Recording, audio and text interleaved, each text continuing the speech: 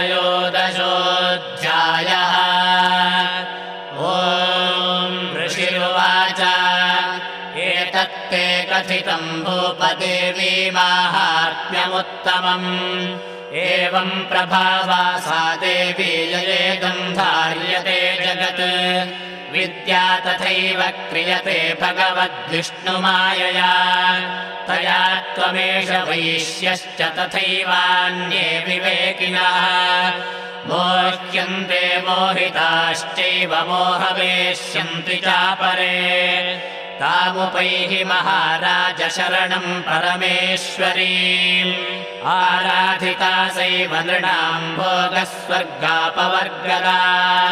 मार्कण्डेय उवाच इति तस्य वचः श्रुत्वा सुरथः समराधिपः प्रणिपत्य महाभागम् तमृषिम् संशितौ रतम् निर्विण्णोति मम त्वेन राज्यापहरणेन च जगाम सद्यस्तपसे स च वैश्यो महामुने सन्दर्शनार्थमम्बाया नदी पुलिनमास्थितः स च वैश्यस्तपस्तेऽपे देवी सूक्तम् परम् जपन् तौ तस्मिन् पुलिने देव्याः कृत्वा मूर्तिम् महीमयीम् अर्हणाम् चक्रतुस्तस्याः पुष्पधूपाग्नितर्पणैः निराहारौ यतात्मानौ तन्मनस्कौ समाहितौ ददतुस्तौ बलिम् चैव निजगात्राश्रुगुक्षितम् एवम् समाराधयतोऽस्त्रिभिर्वर्षैर्यतात्मनो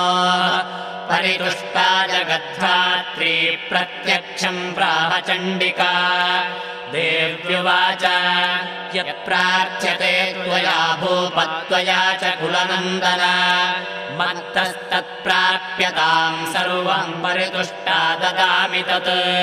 मार्कण्डेय उवाच ततो वव्रे नृपो राज्यमविभ्रंश्यन्यजन्मनि अत्रैव च निजम् राज्यम् हतशत्रुबलम् बलात् सोऽपि वैश्यस्ततो ज्ञानम् वव्रे निर्विण्णमानसः ममेत्यहमिति प्राज्ञः सङ्गमिच्युतिकारकम्।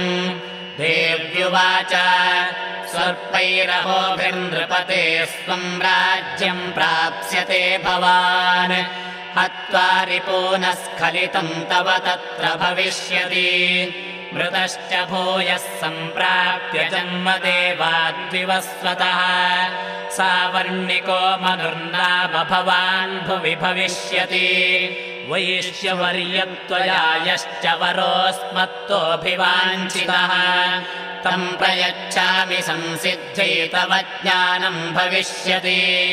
मार्कण्डेय उवाच इति दत्त्वा तयोर्देवी यथाभिलषितम् वरम् बभूवान्तर्हिता सद्यो भक्त्या ताभ्यामभिष्टुता एवम् देव्या वरम् लब्ध्वा सुरथः क्षत्रियऋषभः सूर्यार्जन्मसमासाद्य सावर्णिर्भविता मनुः इति दत्त्वा तयोर्देवी यथाभिलषितम् वरम् बभूवान्तर्हिता सद्यो भक्त्या ताभ्यामभिष्टुता एवम् देव्या वरम् लब्ध्वा सुरथः क्षत्रियऋषभः सूर्यार्जन्मसमासाद्य सावर्णिर्भविता मनुः।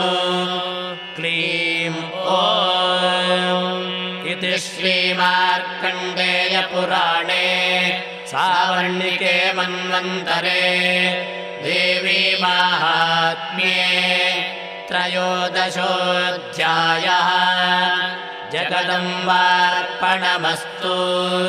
प्रसीद भगवत्यम्ब प्रसीद भक्तवत्सले प्रसादम् कुरु मे देवि दुर्गे देवि नमोऽस्तु ते।